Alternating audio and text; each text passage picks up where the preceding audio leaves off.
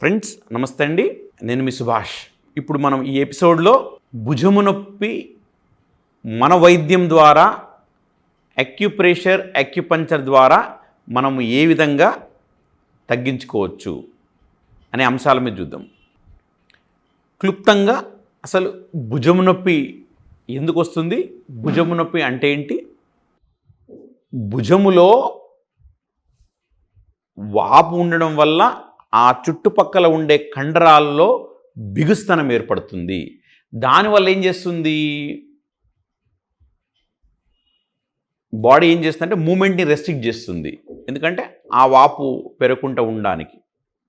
So అలా మెల్లిమెల్లిగా ఈ చెయ్యి పైకెత్తడము ఇబ్బంది అవుతుంది. సో రోజువారీ పనులు చేసుకోవడం కూడా ఒక ఛాలెంజ్గా మారుతుంది. దీన్ని టెక్నికల్గా ఏమంటారు, ఫ్రోజన్ షోల్డర్ అని మామూలుగా అంటారు, లేకపోతే అడెసివ్ క్యాప్సులైటిస్ అంటారు, రకరకాల పేర్లు. బట్ జనరల్గా భుజము నొప్పి. ఒకప్పుడు ఇది ఓన్లీ డయాబెటిక్ పీపుల్లో వచ్చేది అనుకునేవాళ్ళు, బట్ అలా ఏం లేదండి. ఇప్పుడు నేను చాలా పేషెంట్ చూస్తూ ఉన్నాను కదా, నాన్ డయాబెటిక్ వాళ్ళకు కూడా వస్తుంది. ఎస్, అఫ్కోర్స్ డయాబెటిక్ ఉన్న వాళ్ళలో ఎక్కువ మందిలో వస్తుంది, అది వేరే విషయం అనుకోండి. బట్ కంప్లీట్ డయాబెటిక్ లేని వాళ్ళకు కూడా ఈ సమస్య వస్తుందండి.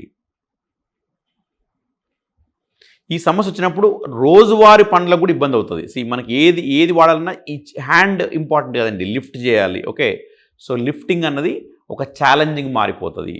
సో ఇలా పైకి ఎత్తడం ఇబ్బంది అయిపోతుంది, ఇలా వెనక్కి పెట్టుకోవడం ఇబ్బంది అయిపోతుంది. అండ్ ఈ సమస్య చాలా వరకు నైట్లో అధికంగా ఉంటుంది. రాత్రులు వాళ్ళకి చాలా ఇబ్బంది ఉంటుంది, పడుకోవడానికి ఇబ్బంది ఉంటుంది, చెయ్యంతా లాగేస్తుంటుంది, భుజమంతా లాగేస్తుంటుంది. సో ఒకవేళ భుజం నొప్పి మీకు నైట్లో కనుక అత్యధికం అవుతుందంటే అది చాలా వరకు ఫ్రోజన్ షోల్డర్. అంటే భుజంలో నొప్పి రావడానికి అనేక కారణాలు. మీకు మెడలో ఇబ్బంది ఉన్నా మీకు భుజంలో నొప్పి వస్తుంది, భుజంలో నొప్పి ఉన్నా భుజంలో నొప్పి వస్తుంది. సో భుజంలో ఇబ్బందా మెడలో ఇబ్బందా మనం తెలుసుకోవాలంటే ఏం చేయాలి, నైట్లో కనుక సమస్య పెరుగుతుందనుకోండి, ఆ సమస్య తీవ్రత కనుక నైట్లో పెరుగుతుందనుకోండి, అది చాలా వరకు భుజము నొప్పి అవ్వడానికి అవకాశం ఉంది. సో ఈ సమస్య వినడానికి చాలా సింపుల్గా ఉంటుంది, బట్ నేను చాలామంది పేషెంట్స్తో మాట్లాడుతూ ఉంటాను, పేషెంట్ చూస్తూ ఉంటాను కదా, చాలా ఇబ్బందికరమైన సమస్య. ఈ సమస్య నుంచి మనము ఏ రకంగా కోలుకోవచ్చు, మన వైద్యం ద్వారా మనం ఏ రకంగా రికవరీ అవ్వచ్చు మన వైద్యం హెల్ప్ తోటి, దట్ విల్ సీ. ఒకవేళ మీకు ఎడమ భుజంలో నొప్పి ఉందనుకోండి, ఎడమ చేయి తీసుకోండి. ఎడమ చేతిలో ఇండెక్స్ ఫింగర్లో కంప్లీట్ ఈ జాయింట్ కంప్లీట్గా తీసుకోండి. ఈ కంప్లీట్ జాయింట్ ఇప్పుడు నేను చూడండి, నేను మీకు బ్లాక్ మార్క్ చేశాను, మార్కర్ తోటి. ఎందుకంటే ఓన్లీ ఈ మార్కర్ అన్నది మీకు తెలియడానికి మాత్రమే, ఈ ట్రీట్మెంట్ గురించి కాదండి. ట్రీట్మెంట్ గురించి అక్కడ ఉన్న ప్రాబ్లం ప్రకారం మనం కలర్ వాడతాం, అది వేరే విషయం అనుకోండి. ఇప్పుడు నేను ఈ మార్క్ చేసిన ఏరియా మాత్రము మీకు తెలియడానికి మాత్రమే. చూడండి, మీరేం చేయాలి, ఇలా ఇలా ఇలా ఇలా కంప్లీట్గా ఇలాగా ఈ జాయింట్ మొత్తం నొక్కండి, ఇలాగా కంప్లీట్గా ఇట్లాగా. సేమ్ ఒకవేళ మీకు రైట్ సైడ్లో ఉందనుకోండి, సో రైట్ సైడ్లో ఇండెక్స్ ఫింగరు ఫస్ట్ జాయింట్, ఈ జాయింట్ అది కంప్లీట్గా ఇలా నొక్కండి,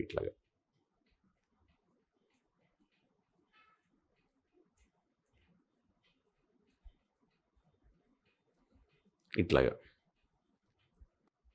ఇంకా మీరేం చేసుకోవచ్చు, వెట్ క్లాత్ థెరపీ చేసుకోవచ్చు. వెట్ క్లాత్ థెరపీ అంటే ఏంటి, ఒక సన్నటి వైట్ క్లాత్ని తీసుకోండి, దాన్ని ఫోల్డ్ చేయండి, రూమ్ టెంపరేచర్ వాటర్లో డిప్ చేసి దాన్ని కొంచెం పిండేసి, అది మీకు ఎక్కడైతే ఇబ్బంది, మీకు ఈ భుజంలో ఇబ్బంది కాదు, ఈ భుజం చుట్టూరా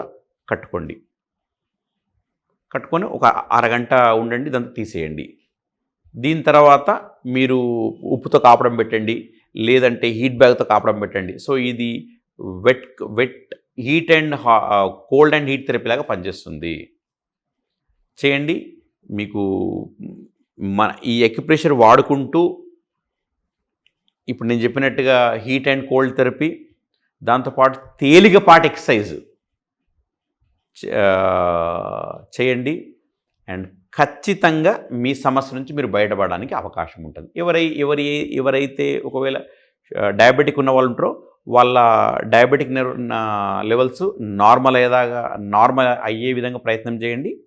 అది చేస్తూ నేను చెప్పిన ఈ నియమాల్ని పాటిస్తూ ఈ ఈ ఈ ప్రెషర్ పాయింట్స్ మీద గట్టిగా స్టిమ్యులేట్ చేయండి. అంటే గట్టిగా స్టిమ్యులేట్ నా ఉద్దేశం ఏంటంటే జాగ్రత్తగా చేయండి అండ్ మీ సమస్య నుంచి మీరు బయటపడే అవకాశం ఉంటుంది. ఒకవేళ సమస్య ఎక్కువగా ఉంది, మీరు బయటపడలేకపోతున్నారు, అప్పుడు నన్ను సంప్రదించే ప్రయత్నం చేయండి. ఒకసారి మీరు క్లినిక్ వస్తే మిమ్మల్ని డయాగ్నోజ్ చేసి మీకు షోల్డర్ పెయిన్ ఏ కారణం చేత వచ్చింది, డయాబెటిక్ కారణమా లేకపోతే ఇంకేదైనా కారణమా, ఆ కారణాన్ని పసిగొని దానికి సంబంధించిన పాయింట్స్ మనం ఏ కారణం చేత ఇబ్బంది వచ్చిందో ఆ కారణాన్ని తగ్గించే విధంగా మనం పాయింట్స్ సెలెక్ట్ చేసుకుంటాము. దీంతోపాటు మన దగ్గర థెరపటిక్ మసాజ్ ఉంటుంది, కప్పింగ్ ఉంటుంది. అందులో wet cupping, dry cupping, oil cupping, therapeutic massage, chiropractic therapy, వీటన్నిటిని ఉపయోగించుకుంటూ ఫ్రోజన్ షోల్డర్ నుంచి ఖచ్చితంగా మన వైద్యం ద్వారా మీరు ఆ ప్రాబ్లం నుంచి బయటపడడానికి చాలా స్కోప్ ఉంది. అండ్ ఇప్పటివరకు ఎంతోమంది మన వైద్యము హెల్ప్ తీసుకొని వాళ్ళ సమస్య నుంచి, ఫ్రోజన్ షోల్డర్ సమస్య నుంచి కంప్లీట్గా బయటికి వచ్చిన సందర్భాలు ఉన్నాయి. సో మీలో ఎవరికైనా ఆ సమస్య ఉంటే కూడా మన వైద్యాన్ని ఉపయోగించుకుంటూ ఖచ్చితంగా మీరు మీ సమస్య నుంచి బయటికి రావాలన్నది నా ఆకాంక్ష. ఫ్రెండ్స్, ఇంకో మంచి వీడియోతోటి మళ్ళీ కలిసే ప్రయత్నం చేద్దాం. అందాక సెలవు మరి.